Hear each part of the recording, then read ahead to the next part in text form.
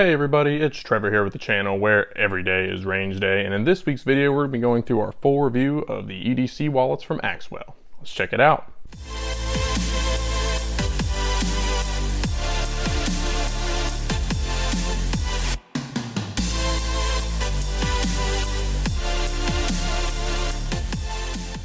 Alright guys, and of course as we get into this, just being up front, Axwell did send these wallets to us to review, but they didn't pay us for positive feedback or promotion or anything like that. They just sent us some stuff to review, and that's what we've done. So getting into it, I did a first impressions on this and then a sort of an update short in the channel in the past if you want to check out some more of the detailed features of the wallet and my experiences with it. But today we're going to be going through a full review of what I think of the wallet, and also some of the other guys on the channel got sent these as well. Just our thoughts and cumulative experiences that we've had with these. I think it's been about 4 or 5 months now that we've carried these around every day.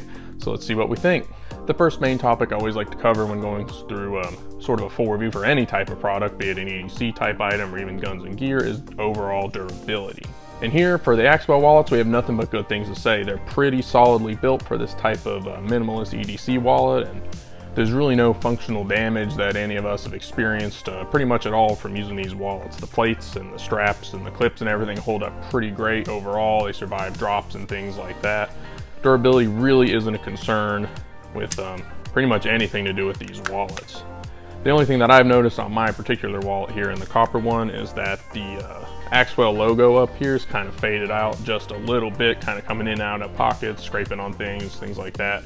It's just kind of laser printed on here, and I talked about this a little bit in the short that I had. So the logo's pretty much all but scratched off here on the front plate of the wallet. Kind of just a cosmetic thing, doesn't really impair the functionality at all, and that's probably going to happen if you just have a thin laser print on here instead of like an actual engraving or a stamp. And that's probably what I'd recommend if Axwell wanted to keep that logo a bit more permanent. At least in my experiences, and those for the other guys on the channel, there's really no durability issues at all. The copper on mine, of course, patinas as coppers does, but everything else is in pretty good shape. The plates are in perfect condition. The frame itself is really pretty stout, in all honesty. It's built like a tank. And then more importantly, the elastic strap that kind of holds the wallet together and keeps your cards sandwiched in there has shown no signs of deformation. It's not frayed or anything like that. It's overall pretty good shape. That's the same material that the sort of cash strap option that they have is. I would wrap around the back instead of the money clip. It's the same material, so I wouldn't have any concerns about its durability either. I use the money clip though, and that's still nice and springy on there. It doesn't have any bending or scraping or anything like that on it. The only thing I would note is that these things do slide on here, sort of how you take the money clip on and off, and it slots into these little divots on the back. When you are kind of pinching this on here to slide it up, the money clip will scratch the front of this plate just a little bit. You can kind of see some scrape lines on there. Again, a minor sort of cosmetic thing here that's more or less a consequence of the design of how the money clip attaches. It's really easy to take on and off, but running the plate on there will kind of pinch on the plate and scrape it along that track. We've all had a series of drops, either on purpose or on accident, for these wallets, and they generally hold up pretty well. So overall for durability, the Axwell wallet's pretty solid and good to go. The next thing I'll talk about when reviewing almost anything is overall functionality. How good is it at doing what it's supposed to do, or for what it is. And with that, I'll say it is a pretty solid wallet in this EDC category. It's pretty similar to something like a Ridge wallet or some of those other brands of a minimalist EDC kind of like clamp wallet like this. I got a Ridge wallet right here that's pretty much the same thing. An elastic strap holds 2 plates together. It's a pretty common design for this type of wallet, and overall it does a pretty good job at this. I will say that the copper one at least is at least twice as heavy as something like the aluminum or the Ridge wallets, so that's something to keep in mind. It does have a noticeable weight in your pocket if you're considering switching to this over a Ridge or something that's made out of aluminum. It's pretty heavy, but that's just more of a consequence of the copper, and you know, it's durable, so that's sort of a consequence as well. In terms of its actual functionality, the money clip works pretty well. I've never had any issues with the magnets going bad or anything falling out or anything like that. The little thumb scoop here where you push your thumb in to fan the cards out, it's the primary method of operation of the wallet. No issues with that. It's a nice big thumb slot, pushes your cards out, everything like that. They generally stay where they're supposed to, and overall it's a pretty good job at being an EDC wallet in general, so I definitely recommend it for that as well. And for the price, which is pretty much on par with some of the cheaper Ridge wallet designs, you really can't go wrong with it there.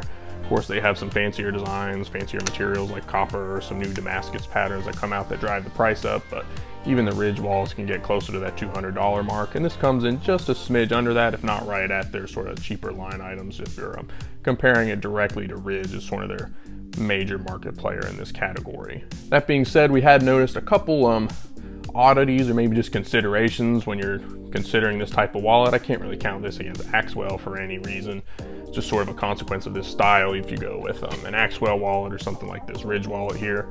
The chief sort of wear item being on your cards. If you have one that's just a flat credit card or something like that with no raised numbers or text, you're probably going to be pretty good for a while. But I do have a couple cards that have the raised numbering or my name written on it or something like that. When you're sliding these in and out of this wallet like this day in and day out, especially if you use it frequently, those numbers will start to wear down a little bit and it'll wear the sort of a shiny finish off of them. It doesn't really harm the credit card at all. It'll still work when you're swiping it or something like that.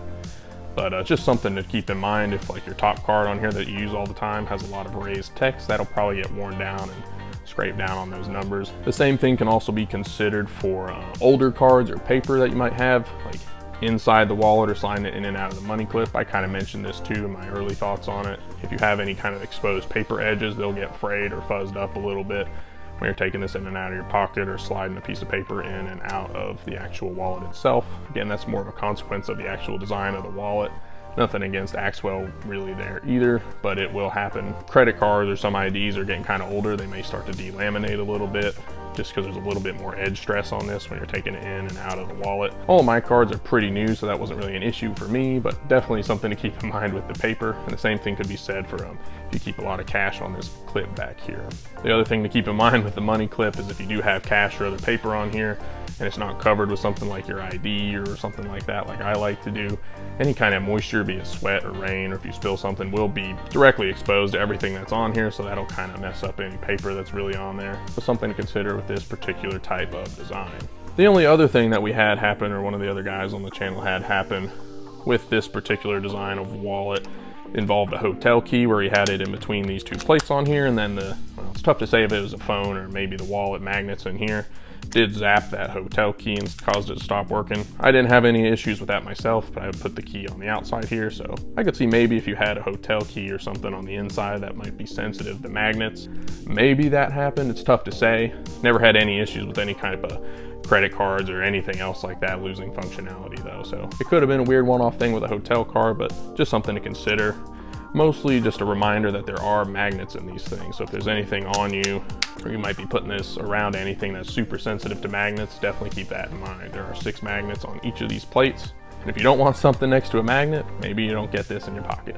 Last but not least, sort of playing off the durability, we also had a thing where if you drop these kind of hard and it lands just wrong on an edge or maybe right here, it kind of hits real hard and all these cards pop out all over the place. Again, that's more of a consequence of the general design of these EDC wallets. I'm sure something similar happened for a Ridge wallet, but just as we use these things more, you kind of get an idea of other little things to keep in mind that might happen with this type of wallet. Probably wouldn't happen with a regular wallet, but there's a lot of give and take and pros and cons to everything. So that's just something else we noticed with this wallet in general. But overall, if you drop it, they're really built like a tank.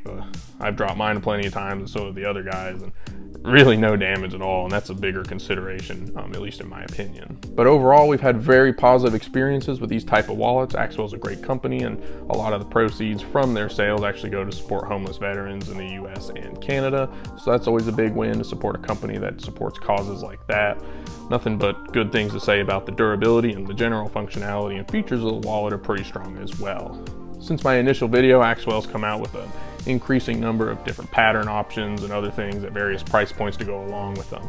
Just their general aluminum colors and this copper here, so definitely check those out if customization's more your thing.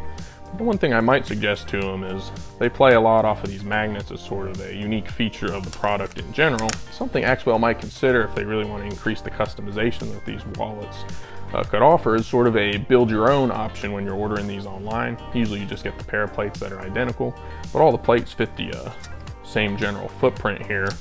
So maybe they could have an option to build your own where you can mix and match front and back plates with different colors or materials or things like that. I think that would be a pretty cool addition to at least the customization of what their products are available. It's not offered right now, but just an idea I had. But overall, I would recommend these wallets for you for an EDC standpoint. They fit the minimalist bill pretty well, and they come in at a price point that's also pretty reasonable. And that looks like it's going to be it for the video this week, guys, where we did a full review of these Axwell wallets that we've been testing in our EDC on the channel for the past 4 or 5 months ago. A special thanks to Axwell for actually sending these out for us to give a try. We really appreciate it. We definitely enjoyed working with you. It's a good product and we're happy to recommend it. If you like this video, feel free to leave a like down below. If you have any questions about the EDC wallets of this style in general, other details about Axwell, or anything else you might see on the channel, feel free to leave them down below in the comments. We always love hearing from you guys. And as always, make sure to subscribe to the channel, where every day is range day. Thanks for watching. Stand by for birthday party. Woo. Man, I just like